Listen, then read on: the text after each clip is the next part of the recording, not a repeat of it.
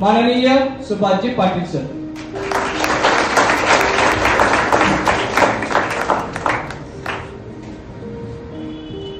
नमस्कार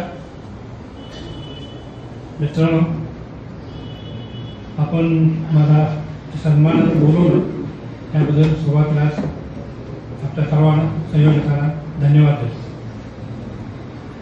हैदराबाद मुक्ती संग्रामाच्या स्वातंत्र्याच्या दिनाच्या निमित्तानं आज आपण या ठिकाणी एकत्र आहोत. या सोहळ्याच्या अध्यक्षा, या संस्थेच्या अध्यक्षा, भावी संस्थेचे सगळे पदाधिकारी, माझ्याबरोबर आलेली माझी पत्नी, बहीण, चिरंजीव आणि आपण सर्व विद्यार्थी मित्र. माझी ओळख करून त्यांना सांगितलं की मी क्रांतिसिंह नाना प्रसादला राहतो आहे आणि याचा मला सहज अभिमान आहे. पण या सभागृहामध्ये बसलेल्या अपवाद सोडला असेल देशमुख सरांचा, तर क्रांतिसिंह नाना प्रसादला ऐकायची संधी आपल्यापैकी कोणालाही मिळालेली नाही. त्यांच्या सभेची खासियत असायची, सभा सुरू झाली तर व्यासपीठावर अनेक मोठे दिग्गज असायचे. विशेषतः मराठवाड्यामध्ये नरसिंहराव दादा असायचे, उद्धवराव दादा असायचे, अण्णासाहेब गाभाणे असायचे, हे सगळे दिग्गज असायचे. यांच्या नंतर सगळ्यात शेवटी नाना पाटील बोलायला उभा होते. नाना पाटील बोलायला उभा राहिल्यानंतर बोलणाऱ्याच्या मानेचा काटा आणि ऐकणाऱ्याच्या मानेचा काटा ढिला झाल्याशिवाय नाना पाटलांची सभा संपत. तब्बल 2.5-3 तास नाना पाटील बोलत असायचे. त्या नाना पाटलांमध्ये मी किती वेळ बोला, मी आपला फारसा वेळ घेणार नाही. मी मर्यादित वेळेत बोलेन. आपल्या ऐकण्याच्या क्षमता लक्षात घेऊन मला बोलावं लागेल. ठीक आहे मित्रांनो, या देशामध्ये 5000 वर्षापूर्वी एक युद्ध झालं. आपल्या सगळ्यांना माहिती असेल ते केवळ 18 दिवस चाललेलं युद्ध होतं. एका कुटुंबातल्या चुलत भावांच्या मध्ये झालेलं युद्ध होतं. त्या 18 दिवसाच्या युद्धावर 18 अध्यायाची गीता लिहिली गेली, 64 अध्यायाचं पांडवप्रताप लिहिलं गेलं, 104 अध्यायाचं महाभारत लिहिलं गेलं. पण हे लिखाण अखंडपणे जसं वाचलं जातं, हे मूळ संस्कृतमध्ये लिहिलेलं लिखाण या देशातल्या सगळ्या भाषांच्या मध्ये ते भाषांतरित झालं. तिथल्या शाळामध्ये, इथल्या कॉलेजमध्ये, इथल्या विद्यापीठामध्ये त्याला अभ्यासाला संधी मिळाली किंवा त्या अभ्यासक्रमामध्ये लावलं गेलं. इथल्या अनेक लेखकांनी, कवींनी, शाहिरांनी, नाटककारांनी त्याच्यावर साहित्य निर्माण केलं. इतकं सगळं झालं तरी अजूनही ते अव्याहतपणे त्याची व्याप्ती पुढे चालूच आहे. एका कुटुंबातल्या 18 दिवस चाललेल्या युद्धावर इतकं सगळं चाललं होतं. मित्रांनो, इथं या मराठवाड्यामध्ये नव्हे तर सगळ्या हैदराबाद संस्थानामध्ये भारतीय स्वातंत्र्यानंतर अखंड वर्षभर युद्ध सदृश संघर्ष चालू होता. त्यावर किती लिखाण व्हायला पाहिजे होतं. 18 दिवसांचं जे युद्ध झालं ना, त्याला स्थळकाळाच्या मर्यादा होत्या. कुरुक्षेत्रापुरत्या मर्यादित जागेमध्ये ते युद्ध चाललेलं होतं. त्याला वेळेच्या मर्यादा होत्या. ते युद्ध सूर्य उगवला की चालू व्हायचं, सूर्य मावळला की बंद व्हायचं. मधल्या काळामध्ये युद्ध चालत होतं. पण इथं तसं नव्हतं.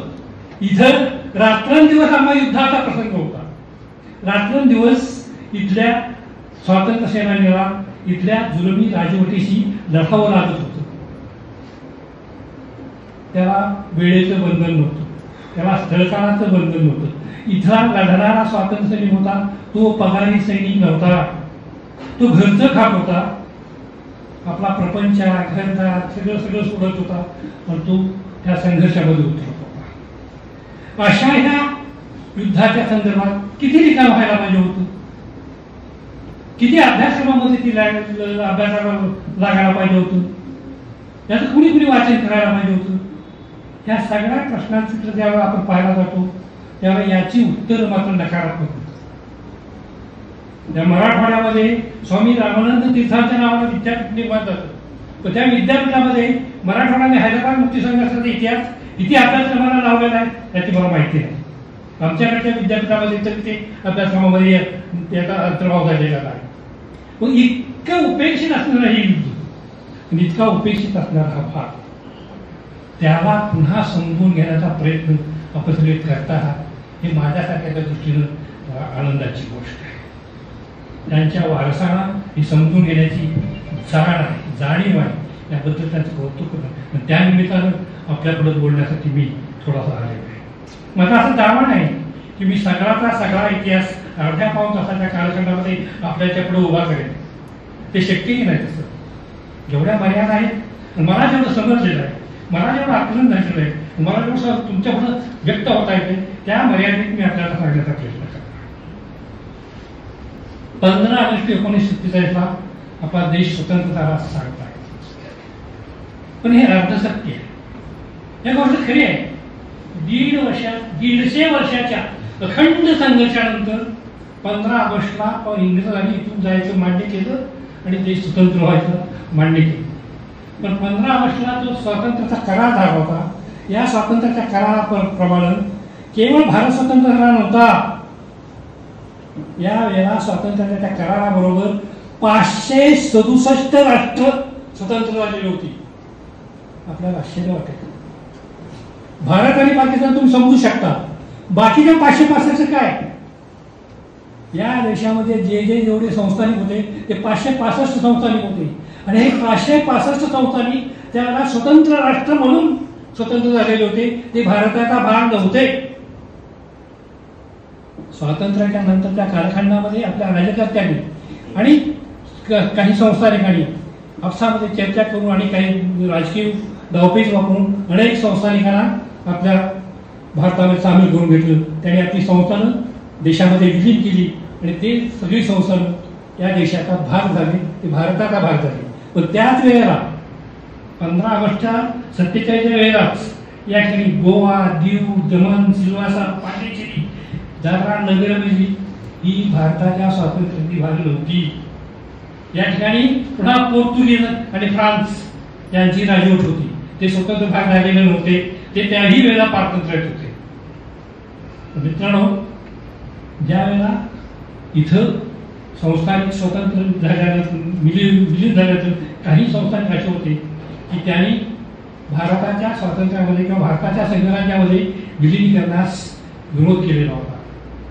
हैदराबादचं संस्थानिक आहे, त्याचबरोबर सिंधचा नवाब हा भारताच्या ह्याच्यामध्ये विलीन होण्यासाठी तयार नव्हता. काश्मीरचा राजा भारतामध्ये सामील व्हायला तयार नव्हता. कलकत्त्याचा नवाब भारतामध्ये सामील व्हायला तयार नव्हता. या ठिकाणचे पेच निर्माण झालेले होते. सिंध प्रांतामध्ये मुस्लिम संख्या जास्ती होती. शेवटी दबाव वाढल्यानंतर त्यांनी पाकिस्तानमध्ये विलीनाचा निर्णय घेतला आणि सिंधच्या नवाबानं स्वतः पाकिस्तानमध्ये विलीन करून घेतलं. काश्मीरमध्ये परिस्थिती आणखी वेगळी होती. काश्मीरमध्ये बहुसंख्य जनता मुस्लिम होती, पण त्यांना भारतात यायचं होतं. राजा हिंदू होता. पण त्याला भारतात किंवा पाकिस्तानात दोघांची विलीन व्हायचं नव्हतं. हैदराबाद संस्थान त्याला स्वतःचं संस्थान वेगळं ठेवायचं होतं. प्रजा मुस्लिम असली तरी तिला भारतात सामील व्हायचं होतं.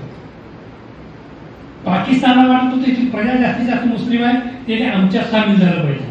आणि म्हणून पाकिस्ताननं पुन्हा काश्मीरमध्ये आक्रमण केलं, त्याचं सैन्य धाडलं, सैन्याची लढाई सुरू केली. काही भाग पाकिस्तान सैन्याने वापरला. तो आजही पाकिस्तान व्याप्त काश्मीर म्हणून ओळखला जातो. तिथं आजही तो संघर्ष चालू आहे.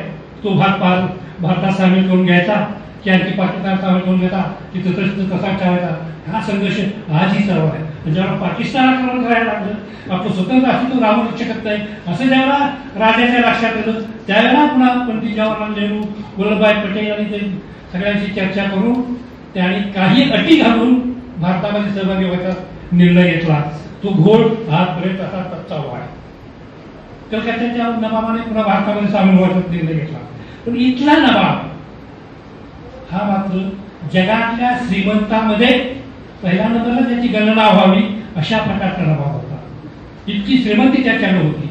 सगळी राज्यव्यवस्था त्याच्या ताब्यात होती. आणि त्यामुळं आता सांगितलं सगळ्यांनी 1.5 कोटी लोकसंख्या होती, 22,500 गावं होती. आणि या 22,500 गावाचा वेगळा देश असला पाहिजे, माझं स्वतंत्र अस्तित्व असलं पाहिजे, अशा विचाराचा हा नवा होता.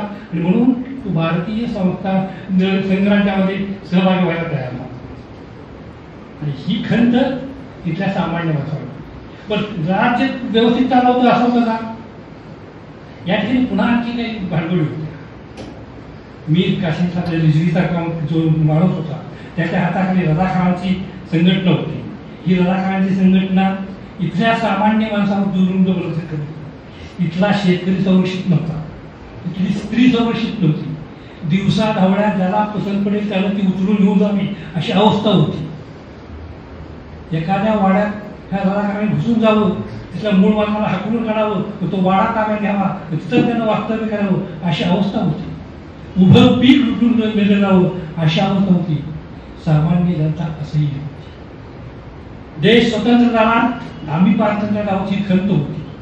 काय करावं हा सगळ्यांच्या मनामध्ये गोंधळ होता. अशा अवस्थेमध्ये काँग्रेसच्या वतीने काही काम करणारे स्वामी रामानंद तीर्थ असतील, गोविंदभाई श्रॉफ असतील, भडतराव असतील, नरसिंहराव देशमुख असतील, हे सगळी काही मंडळी, ही मंडळी इथं हैदराबादच्या संस्थानाला मुक्त करण्यासाठी प्रयत्न करत. त्याच वेळेला सातारच्या प्रतिसरकारमध्ये जे सहभागी झाले होते या लोकांच्या काळाविषयी त्या काळात नाना पाटील, जी डी बापू यांच्या मनामध्ये करत होते. तर त्यांचा प्रयत्न हा केवळ स्वतःला मुक्त करावा आणि स्वतंत्र करावा एवढं होते, तर सगळ्या भारताच्या स्वातंत्र्यासाठीचा म्हणून त्यांचा प्रयत्न होता. आणि नाशिकला मराठा शिक्षण प्रसारक मंडळ म्हणून आहे. खूप मोठी शिक्षण संस्था आहे त्यांची. जवळजवळ आता आज या ह्याच्यासाठी 550 हायस्कूल्स, कोणते मेडिकल कॉलेज, इंजिनिअरिंग कॉलेज, मोठी कॉलेज असे असं चालणारी संस्था आहे. त्या नाशिक जिल्हा मराठा शिक्षण प्रसारक मंडळ तिथं एक परिषद होती. या परिषदेला क्रांतिसिंह नाना पाटील, डॉक्टर पंजाबराव देशमुख, भाई जयते, केशवराव जयते, भाऊसाहेब हिरे, काकासाहेब वाघ ही सगळी मंडळी जमा झालेली होती. आणि त्याच वेळेला मराठवाड्यातले अनेक युवक त्या परिषदेला गेले होते. त्या परिषदेला ही शिक्षण संस्था होती, शिक्षणाच्या दृष्टीने चर्चा करणारी मंडळी होती. त्यामध्ये त्यांची चर्चा चालू होती की मराठवाड्यामधला हा मागास भाग आहे, इथल्या मुलांना शिक्षण मिळत नाही, यासाठी त्याला शिक्षण मिळावं म्हणून इथं आपण हायस्कूल्स, बोर्डिंग्स हे सुरू करून ह्या मुलांना शिक्षणाच्या प्रवाहामध्ये आणण्याची प्रयत्न आपण करावे, अशा प्रकारची चर्चा त्या परिषदेमध्ये नाशिकला चालू होती. जी डी बापू सगळा तरुण खवळून उठला आणि त्याने आपलं व्यासपीठ उठवलं आणि त्याने सांगितलं, तुम्ही कशाशी चर्चा करताय? आज मराठवाडा जळतोय, विदर्भ हैदराबाद संस्थान जळतंय, तिथं स्त्रियाला आबरूची संरक्षण नाही, शेतकऱ्याला शेतीचं संरक्षण नाही, पोराला भवितव्य नाही, सगळीकडे अंधाधुंदी चालवली आहे, देश स्वतंत्र झालेला आहे, हैदराबाद संस्थानाला स्वतंत्र झालेलं नाही. अशा अवस्थेत आम्ही केवळ शिक्षणाची चर्चा करण्यापेक्षा आम्ही सातारामध्ये जो प्रयोग केला प्रतिसादाचा, तशा प्रकारचा प्रयोग मराठवाड्यामध्ये करून हैदराबादच्या निजामाच्या विरुद्ध संघर्ष पेटवून हा संघर्ष अत्यंत चोखाला नेऊया आणि हैदराबाद संस्थान भारताच्या संघराज्यामध्ये सहभागी करण्याचा प्रयत्न करूया, अशा प्रकारची भूमिका जी डी लालांनी नाशिकच्या त्या परिषदेने मांडली आणि मराठवाड्याच्या सगळ्या युवकांनी त्याला उचलून पाठिंबा दिला. त्यामध्ये पुन्हा ठरलं की नांदेडला मराठा आणि तत्सम शिक्षण प्रसार मंडळ होतं. त्यांची काही हायस्कूल्स होती, काही बोर्डिंग होती. त्या नांदेडमध्ये एक आपण बैठक घ्यावी. त्या बैठकीसाठी जी डी लाल पुढे गेले. तिथं अण्णासाहेब गवाणे, नरसिंहराव देशमुख, मग खुशालराव मोदोळे अशी काही मंडळी होती. त्यांच्यासाठी त्यावेळेस विद्यार्थी युवक होते. आज आमच्यासाठी ते खूप आदर्श आणि उच्च आहे, पण त्यावेळेला तरुण तुमच्यापेक्षा असे काही असे होते. त्यांची बैठक झाली. त्या बैठकीमध्ये जी डी बापूंनी पण हीच भूमिका मांडली. मराठवाडा आणि हैदराबाद संस्थान या ठिकाणी जो जुलूम जबरदस्ती चालू आहे, सामान्य माणसाला जगण्याचा दिलासा मिळत नाही आणि भारत स्वतंत्र होत असताना हा भाग मात्र पुन्हा जुलमाखाली जावा, गुलामीत जावा, हे बरोबर नाही. यासाठी सातारा प्रतिसादामध्ये काम करणारे आम्ही मंडळी या ठिकाणी यायला तयार आहोत, तुम्ही कोण कोण तयार आहात, अशा प्रकारचा सवाल त्यांनी केला आणि त्या युवकांनी त्यांना भरभरून प्रतिसाद दिला. दीडला नांदेडहून आले थेट कुंडलला. कुंडलमध्ये त्यांनी आपल्या तुफान सेनेची सगळी पुन्हा बैठक बोलवली. त्या बैठकीचे अध्यक्ष होते क्रांतिसिंह नाना पाटील. त्या बैठकीला उद्धवराव दादा, नरसिंहराव दादा, अण्णासाहेब गवाणे, ज्ञानेश्वर पाटील ही सगळी मंडळी मराठवाड्यात तिथं आलेली होती. कुंडलच्या तुफान सेनेच्या बैठकीमध्ये जी डी बापूंनी पुन्हा ही भूमिका मांडली की आपण भारत स्वतंत्र होण्यापूर्वी सातारा स्वतंत्र केलेला होता, इथं आपण आपलं प्रतिसाद का निर्माण केलं होतं. म्हणून त्यामुळं भारत जरी 15 ऑगस्टला 1947ला स्वतंत्र झाला असला तरी सातारा जिल्हा त्यावेळेचा सांगली आणि सातारा, आज सांगली आणि सातारा त्याला एकच जिल्हा होता. तो आम्ही 4 वर्ष अगोदर स्वातंत्र्य केलं होतं. ही स्वातंत्र्याची फळं आपण अगोदर भोगतो आहोत, पण याबरोबर ह्या देशाच्या स्वातंत्र्यासाठी आपण प्रयत्न करताना आपलाच भाग काय जर गुलामीत असेल तर आपण झोपून चालणार नाही, आपण आपलं काम झालं असं समजून चालणार नाही. त्या ठिकाणी जाऊन आपणही हा मुक्ती संग्राम लढायला सज्ज झाला पाहिजे. माझ्याबरोबर याला कोण कोण तयार आहे असं त्यांनी आपल्या तुफान सैनिकाला आवाहन केलं आणि त्यांच्या आवाहनाला भरभरून प्रतिसाद मिळाला. त्या ठिकाणी 25-30 तरुण, श्यामलाल, महादेव मिरगे, लकाराम पवार, रामचंद्र कॅप्टन, बाळ जोशी, बाळकृष्ण जाधव, आनंदराव नरोडे अशी 25 तरुण तयार झाले की आम्ही आमचं घरदार सोडून मराठवाड्याच्या तिथं यायला तयार आहोत. आणि बापूंनी उद्धवराव दादा सांगितलं, आम्ही जसं इथं ट्रेनिंग कॅम्प सुरू केलेले होते, तुफान सेना तयार करण्यासाठी इथं जसे आम्ही आमची व्यायामशाळा वगैरे सुरू केली होती, अशा प्रकारचे कॅम्प आपण मराठवाड्यामध्ये सुरू करायचे. आपण उद्धवराव दादा सांगितलं येरलीमध्ये त्याचं गाव, तिथं तुम्ही जा, तिथं मराठवाड्याचे जेवढे तुम्हाला शक्य असतील तेवढे युवक आणि लोकांना जमा करा, आम्ही त्या ठिकाणी येतो. त्यांनी आपले सगळे सहकारी म्हणून येरलीला आले. पहिल्यांदा बार्शीत आले, बार्शीत थांबले. त्यानंतर दुसऱ्या दिवशी येरलीला गेले. येरलीत सगळे मराठवाड्यातले युवक लोक मोठ्या संख्येने जमा केली आणि त्या ठिकाणी बापूंनी सांगितलं की या हैदराबाद मुक्ती संघर्षासाठी आम्ही तयार आहोत, आम्ही शस्त्र घेऊन आलो, बंदुका, दारूगोळा, हातबॉम्ब असे सगळे शस्त्र घेऊन या ठिकाणी आलो. हे करायचं असेल तर तुमचा प्रतिसाद आणि तुमचं सहकार्य असल्याशिवाय आम्हाला हे शक्य नाही. इथं तुम्ही सगळं आम्हाला सहकार्य करा आणि आपण भारताच्या स्वातंत्र्याबरोबरच हैदराबादच्या स्वातंत्र्याला सुद्धा विजय मिळवूया अशा प्रकारे आव्हान केल्यानंतर अशा प्रकारचे कॅम्प मराठवाड्यामध्ये सुरू करायला निर्णय घेतला. आणि तुफान सेनेच्या लोकांच्या मदतीनं, मराठवाड्याच्या तरुणांच्या मदतीनं या मराठवाड्यामध्ये इरले आणि हैदराबाद संस्थाचा जो परी आहे त्या परिहार यवतमाळ जिल्ह्यातल्या वाशिम तालुक्यातल्या उमरखेडमध्ये तुफान सेनेतले आकाराम पवार म्हणून कॅप्टन होते, त्या कॅप्टनने कॅम्प सुरू केला. दुसरे कॅप्टन होते रामचंद्र यशवंत लाड, त्यांनी बुलढाणा जिल्ह्यातल्या चिखलीमध्ये एक कॅम्प सुरू केला. दुसरे काही तयार होते त्यांनी अहमदनगर जिल्ह्यातल्या कुलतांब्यामध्ये एक कॅम्प सुरू केला, बार्शीमध्ये एक कॅम्प सुरू केला. अशा पद्धतीनं अनेक ठिकाणी हे कॅम्प सुरू केले. हे कॅम्प काय होतं, त्या ठिकाणी युवकांना जो 15 ते 25-30 वयोगटातली मुलं जमा करायची, त्यांना 1-1.5-2 महिने ट्रेनिंग द्यायचं. त्यांचं बौद्धिक आहे, सगळ्यात पहिली ॲक्टिव्हिटी शुद्ध नैतिक चारित्र्य, बाईला माणूस मानणं आणि तिला माणूस मानून वागवणं, तिला न्याय देणं ही पहिली ॲक्टिव्हिटी.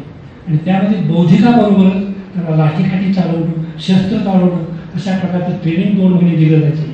हे ट्रेनिंग घेतल्यानंतर त्याने पुन्हा आपल्या गावामध्ये यायचं, आपल्या भागामध्ये यायचं, त्या ठिकाणी त्यांनी ते काम करायचं आणि मराठवाड्याच्या जनतेची मानसिकता तयार करायची.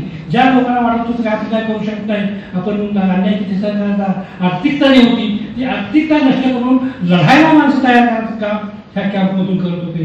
हे काम त्यांनी सुरू केलं होतं. याच वेळेला आणखी एक घटना घडत होती. क्रांतिसिंह नाना पाटलांनी एक पत्रक काढलं. त्या पत्रकामध्ये त्यांनी सातारा प्रतिसरकारमध्ये आम्ही काय केलं ते सांगितलं. भारतीय स्वातंत्र्याचा लढ्याचा इतिहास सांगितला. त्याचबरोबर मराठवाडा आणि हैदराबाद संस्थानामध्ये जे चालू आहे, जो अन्याय चालू आहे, जे जुलूम चालू आहे, ही जुलूम जबरदस्ती याचंही वर्णन केलं. आणि ही जुलूम संपवण्यासाठी आणि हैदराबाद मुक्त करण्यासाठी, तो भारतात विलीन करण्यासाठी सातारा प्रतिसरकारमध्ये आम्ही सगळे त्या ठिकाणी यायला तयार आहोत. मराठवाड्याच्या जनतेने आम्हाला त्यामध्ये प्रतिसाद द्यावा, सहकार्य करावं, अशा प्रकारे आवाहन नाना पाटलांनी परिपत्रक तयार करून काढून मराठवाड्यामध्ये वाटलं. त्याचबरोबर त्याने 1 महिन्याचा त्याचा एक दौरा तयार केला आणि यवतमाळ, बुलढाणा, अहमदनगर, सोलापूर, बार्शी, यवतमाळ हे सगळं जो हैदराबाद संस्थानाचा जो परिघ आहे, ह्या परिघावरती जेवढी गावं आहेत त्या सगळ्या गावामध्ये क्रांतिसिंह नाना पाटलांनी स्वतःच्या सभा जाहीर केल्या. 15 नोव्हेंबर 1947 ते 10 डिसेंबर 1947 या महिन्याभरामध्ये या ठिकाणच्या जवळजवळ 100 गावामध्ये क्रांतिसिंह नाना पाटलांनी सभा घेतल्या. त्या सभामध्ये क्रांतिसिंह नाना पाटील एकटे नव्हते.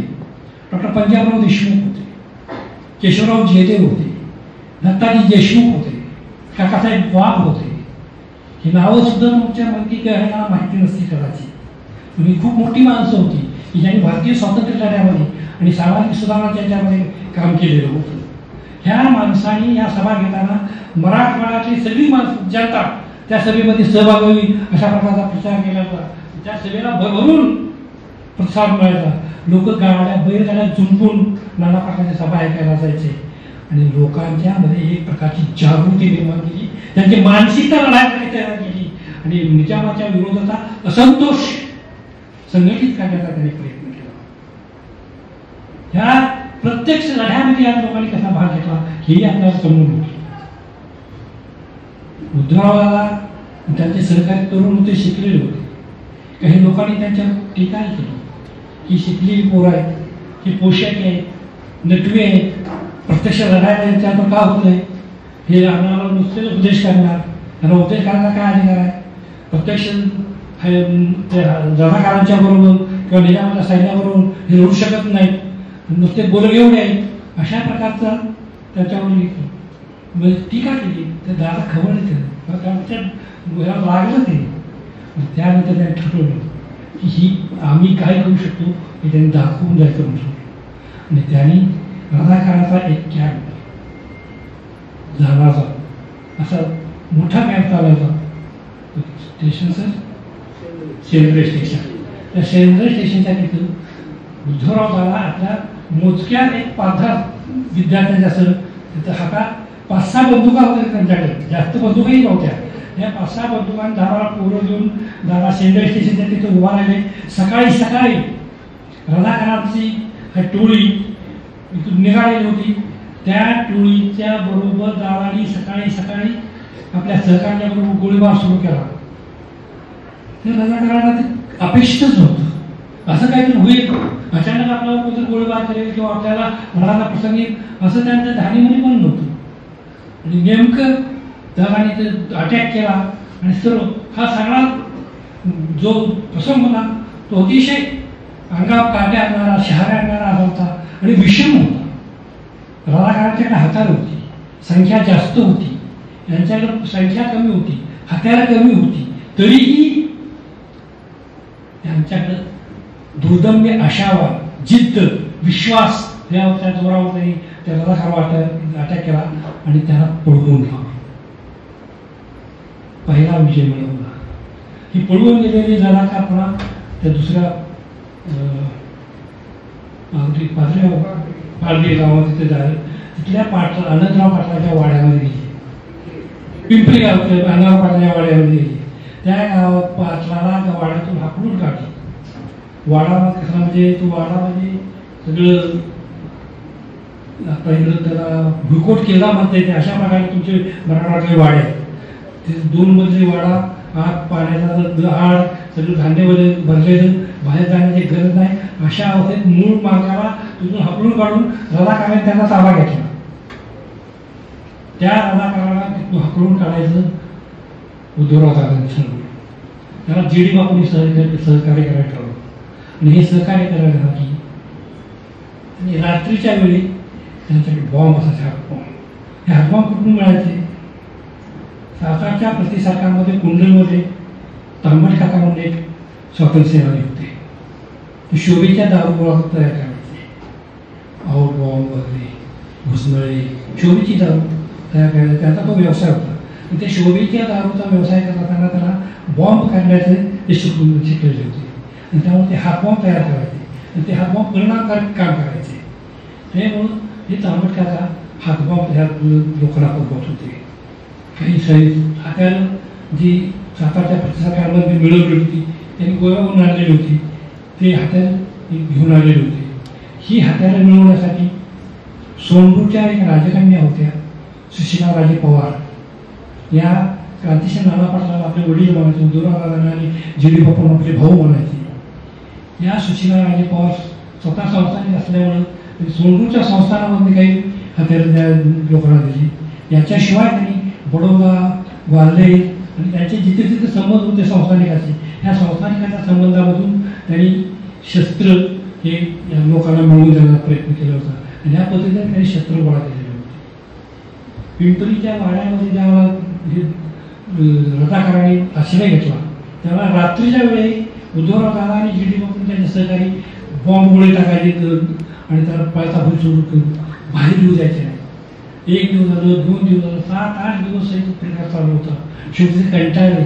निजामानं त्यांना आश्रय देऊन त्यांना त्यातून बाहेर काढलं संधी करून आणि ते दुसरीकडे गेले. आणि तो वाडा दरम्यानच्या काळात उद्धवराव दादा ठरवतं वाडा चालून टाकूया, आज रात्री जळून टाकूया. नरसिंहराव दादा म्हणजे असं करू वाडा जाण्याने त्यांचं काय नुकसान होणार आहे? ज्या मालकाचा वाडा आहे त्याचं आपलं नुकसान होणार आहे. वाडा जायला नको, वाड्यातून रथाकार बाहेर काढूया. त्यांनी 8 दिवस प्रयत्न करून रथाकारांना त्या वाड्यातून बाहेर काढून ज्याचा वाडा होता त्या आनंदराव पाटलांना वाडा द्यायचा. बीड जिल्ह्यात गोदावरी नदीकाठी अहमदनगरच्या तिथं पुणतांबे म्हणून गाव आहे, त्या ठिकाणी यांचा कॅम्प होता. शस्त्र चालवण्याचा त्या ठिकाणी मराठाचे काही विद्यार्थी होते. गोदावरीच्या नदीच्या पलीकडच्या बाजूला 2 गावं होती. त्या गावामध्ये रथाकारांचा कॅम्प होता. तिथं त्यांचा कॅम्पमध्ये शिपाशी रथाकार होते, दारू गोळा हे सगळं होतं. या लोकांनी ठरवलं हा कॅम्प नष्ट करायचा, हा कॅम्प उघडून टाकायचा. रात्रीच्या वेळी 100-150 युवक त्या पुणतांब्याच्या कॅम्पमधून बाहेर पडले, गोदावरी नदी पोहून पार केली आणि त्या कॅम्पवर गेले. अटॅक त्यातून बॉम्ब वर्षाव केला, गोळीबार सुरू केला. रथाकर भांबावून गेले. त्याला कळलं झालं कोण लोक आलेले आहेत, कुठून आलेले, किती आलेले आहेत, त्यांच्या शस्त्र किती आहेत का काही त्यांना कळत नाही. रथाकार पळून गेले. सगळा कॅम्प जाऊन नष्ट केला. त्यांची मिळालेली हत्यारं हे सगळे दारू गोळा घेऊन हे सगळे युवक परत पुणतांब्याच्या कॅम्पमध्ये परत आले. दुसरा एक प्रसंग होता की बीड जिल्ह्याच्या पाटोदा गावामध्ये असाच रथाकाराचा कॅम्प होता. जी.डी. बापूने आपल्या सहकार्याला सांगितलं हा कॅम्प नष्ट झाला पाहिजे. 15 लोक त्यांनी निवडले. श्याम लाड, महादेव बिर्गे, सीताराम वडर, बाळ जोशी असे त्यांच्याबरोबर आणखी 15 लोकांना सांगितलं एका रात्रीत हा कॅम्प नष्ट झाला पाहिजे. आणि तुफान शेंद एक होतं. एकदा ऑर्डर दिला तर का हा प्रश्न विचारायचा नाही. बैठकीत बोलवलं जायचं तर कुठं हा प्रश्न विचारायचा नाही, का हा प्रश्न विचारायचा नाही, कसं हा प्रश्न विचारायचा नाही. ज्या 4-2 लोकांनी जे ठरवलं असेल ते उद्दिष्ट साध्य करणं हेच तुफान सैनिकाचं काम होतं, कर्तव्य होतं आणि ते पार पाडलं. याचा पर्याय नव्हता. ज्यावेळेला पाठवते त्याचा कॅम्प या 15 लोकांना सांगितले हा कॅम्प नष्ट झाला पाहिजे, त्यावर त्यांच्या पुढचा पर्याय नव्हता. पहाटे त्यांच्याकडं 5-6 शस्त्र होते, बंदुका, थोडे हत्यार होते आणि बॉम्बगोळे होते. हे घेऊन ते गेले. पहिला अटॅक केला. कॅम्प झोपत होता. जागे झाले. त्यालाही कळलं आले कुठून आले, कोण आले, किती आहे, त्यांच्याकडे शस्त्र किती आहे काहीच माहिती नाही. पण भांबावून गेले जाता का. त्याने पुन्हा गोळीबार सुरू केला. त्या लोकांनी पुन्हा गोळीबार सुरू केला. दोन्ही बाजूने गोळीबार सुरू झाला. गोळीबार सुरू होत असताना एक गोळी रजाकाराची सुटली. या 15 लोकांना श्याम सीताराम उडेव म्हणून कार्यक्रम होता, त्याच्या पायाची पिंजरी शिरून गेला. पायाची पिंजरी फुटून गेली. तो जायबंदी झाला. तरीही यांचा गोळीबार चालू होता. तासभर हा गोळीबार चालू होता. पुन्हा एक गोळी आली आणि श्याम राणांच्या हाताला लागून श्यामला जायबंदी झाली. 2 लोक जायबंदी झाले. राहिलेल्या 13 लोकांनी त्यांच्याजवळ असणारे हातबॉम्ब फेकून कॅम्पला उद्ध्वस्त करायला सुरुवात केली. कॅम्प उद्ध्वस्त केला. या लोकांना पराजय माहीतच नव्हता. विजयीच झाले. सगळे रजाकार पळून गेले. तिथली हत्यारं दारुगोळा या सैनिकाला मिळाली. पण पळून गेलेली रजाकार पुन्हा परत येण्याची शक्यता होती. त्यापूर्वी त्याला आपला कॅम्प गाठायचा होता. पण कॅम्प गाठत असताना 2 लोक जायबंदी झालेले होते. श्यामरावांच्या हाताला गोळी लागलेली होती. हाताला गोळी लागल्यामुळे ते चालू शकत होते. पण सीताराम म्हणत होता त्याची पिंजरीच फुटलेली होती सगळी, तेव्हा त्याला चालणं शक्य नव्हतं. मग ह्या काय सैनिकाला इथे टाकून जायचं का? सीताराम म्हणला माझं काय व्हायचं ते होऊ द्या. तुम्हीच आता मला गोळी घाला आणि मारून टाका. माझ्या एकासाठी 15 लोक इथं त्यांच्या रवा काढण्यात तावडी सापडता कामा नाही. माझं काय व्हायचं ते होऊ द्या. तुम्ही मला गोळी घाला, मला मारून टाका, तुम्ही सगळे निघून जा. पण जेव्हा गावाचा सहकारी असा गमावलं त्याला मान्य नव्हतं. महादेव मेघे यांनी आपली बंदूक दुसऱ्याच्या जवळ दिली. त्याला सांगितलं तुम्ही चला पुढे. त्याला जखमी सीताराम वडिलांना त्याने खांद्यावर घेतलं आणि 3-4 किलोमीटरचा पायचं अंतर धावत पळत चालत त्यांनी तो सीताराम वडिलांमध्ये मोठा पैलवान गडी होता. तुमच्या दाखवायचा टाटा मारायला इथं कोणी असा होता असे म्हणायचं नाही.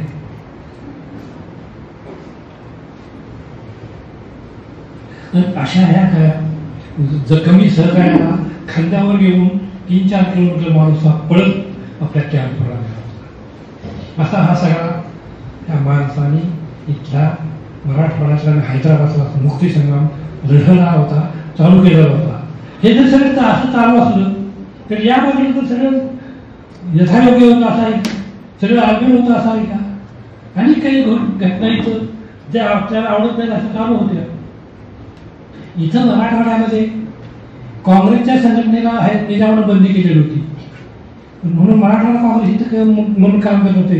हे सगळे मंडळी मराठवाडा परिषद म्हणून काम करत होते, हैदराबाद परिषद म्हणून काम करत होते. त्यामध्ये गोविंदराव श्राप होते, रामतीर्थ स्वामी होते, अनंतराव होते, हे सगळे मंडळी होते. यांच्या बरोबर असणाऱ्यामध्ये अनेक सावकार होते. या सावकारांच्या इथल्याच जमिनीत लोकांच्या जमिनी घाण पडलेल्या होत्या. त्यांनी तिथल्याच शेतकऱ्यांना लुटलेलं होतं. 1948च्या दरम्यान लातूरला मराठा परिषदेचे एक अधिवेशन होतं आणि या अधिवेशनाचा अध्यक्ष होते गांधी नावाचे फुलचंद गांधी. यांच्या अध्यक्षतेखाली मराठा परिषदेचे अधिवेशन लातूरला घातलं. आता हे सावकार ज्यांच्याकडे इथल्या शेतकऱ्यांच्या जमिनीत घाण पडलेले आहेत, कितीही पैसे दिले तर मुद्दलच फिटत नव्हतं, व्याज वाढतच जात होतं. असे हे सावकार एका परिषदेचे अध्यक्ष होते. उद्धवरावांना हे मानवणं शक्य नव्हतं. त्याने आपले काही विद्यार्थी सहकारी बरोबर घेतले आणि त्यांनी एक पत्रक काढलं, भक्षक हा रक्षक होऊ शकत नाही. आणि भक्षक हा रक्षक होऊ शकत नाही हे पत्रक काढलं. सगळ्या मराठवाड्यामध्ये पत्रक वाटायला सुरुवात केली. हे सगळे वातावरण वेगळं व्हायला लागलं आणि मग यामध्ये तडजोड करायची चर्चा सुरू झाली. तडजोडीला बसवलं. उद्धवराव गांधींबरोबर त्यांचे विद्यार्थी सहकारी होते ते फुलचंद गांधी, बाबासाहेब, ते तडजोडीला बसले. या लोकांनी त्यांच्याकडे 2 अटी घातल्या की फुलचंद गांधींनी इथून पुढं सावकारी करणार नाही हे मान्य करावं, ही एक अट. दुसरी अट, ज्या सावकारच्या पोटी अनेकांच्या जमिनी गहाण घेतलेल्या आहेत, अनेकांचे ऐवज गहाण होऊन ठेवलेले आहेत, ते सगळे त्याला मी परत देऊन टाकेन. ह्या 2 अटी घातल्या. ह्या दोन्ही अटी फुलचंद गांधींनी तडजोडीमध्ये मान्य केल्या. प्रत्यक्ष अधिवेशन सुरू झालं. त्या अधिवेशनामध्ये त्यांनी फक्त एकच घोषणा केली, इथून पुढे मी चौकारी करणार नाही. दुसऱ्या ऍक्टिव्हिटी पुरुष काय बोलले नाही. हा लढा खूप आणखी मोठा म्हणजे तसा इंटरेस्टिंग आहे. सावकारशाहीच्या विरोधाचा लढा हे केवळ 1948 साली नव्हता. इथे 1935-39 साली इंग्रजी अंबानीमध्ये सावकारशाही विरुद्ध कायदा होता. हा सावकारशाही विरुद्ध कायदा हैदराबाद संस्थानामध्ये सुद्धा लागू करावा अशा प्रकारची मागणी नरसिंहराव देशमुखांनी त्यांचे सहकार्य करत होते. अशा प्रकारचा सावकारशाही विरुद्धचा कायदा हैदराबाद संस्थानामध्ये लागू होऊ नये याच्यासाठी फुलचंद गांधी प्रयत्न करत होते. मागणी एकच, सावकारशाही विरुद्ध कायदा हैदराबाद संस्थानामध्ये लागू करायचा का यासाठी नरसिंहराव देशमुख त्यांचे सहकारी प्रयत्न करत होते, तसे मागणी करत होते, तसं उठाव करत होते. हा कायदा लागू करू नये म्हणून फुलचंद गांधी प्रयत्न करत होते. त्यासाठी पुन्हा 1948च्या लातूर परिषदे अधिवेशनामध्ये हा संघर्ष सुरू झाला आणि ह्या संघर्षामध्ये फुलचंद गांधींना एक पाऊल मागे घ्यावं लागलं. पण पुन्हा तो संघर्ष स्वातंत्र्यानंतर हैदराबादच्या मुक्तीनंतर सुद्धा 1957 साली जेव्हा स्वतंत्र भारतातल्या विधानसभेच्या लोकसभेच्या निवडणुका सुरू झाल्या त्यावेळेचा उस्मानाबाद आता तुमचा धाराशिव आणि हा जो तुळजापूरचा मतदारसंघ आहे ह्या मतदारसंघामध्ये पुन्हा उद्धवराव ठाकरे उभा राहिले. हे संयुक्त भारत समितीचे उमेदवार उभे राहिले. काँग्रेसनं फुलचंद गांधी यांना दादाच्या विरुद्ध तिकीट दिलं. दादांनी पुन्हा तो मुद्दा उपस्थित केला, भक्षक हा रक्षक होऊ शकत नाही. अनेकांची पिळवणूक करून त्यांच्या जमिनी लागणारा माणूस हा सामान्य माणसाचा कैवारी होऊ शकत नाही. त्याच्या सावकारीवर त्यांनी जोरदार गाळ उठवलं. तो गळीचा मुद्दा बनला. हा मुद्दा आपल्या विरोधात जातोय असं वाटल्यानंतर त्या फुलचंद गांधींनी त्यांची सगळी जी खतं होती बैलगाडीत भरली आणि त्या उस्मानाबाद शहराच्या चौकात आणून बैलगाडीत ती सगळी खतं जाळून टाकली. आणि आता मी सावकारी पूर्ण मुक्त केलेलं आहे, आता तरी मला मत द्या म्हणून सांगितलं. सामान्य लोकांना माहिती होतं हे का घडलं, हे घडायला केवळ उद्धवराव कारणीभूत आहे, त्यांच्यामुळे हे घडलेलं आहे. एरवी ह्या सावकारानं आम्हाला कधीच कर्जमुक्त केलं नसतं आणि म्हणून 57 साली इथल्या सामान्य माणसानं उद्धवरावांना भरभरून मतं दिली. दादा विजयी झाले आणि फुलचंद गांधी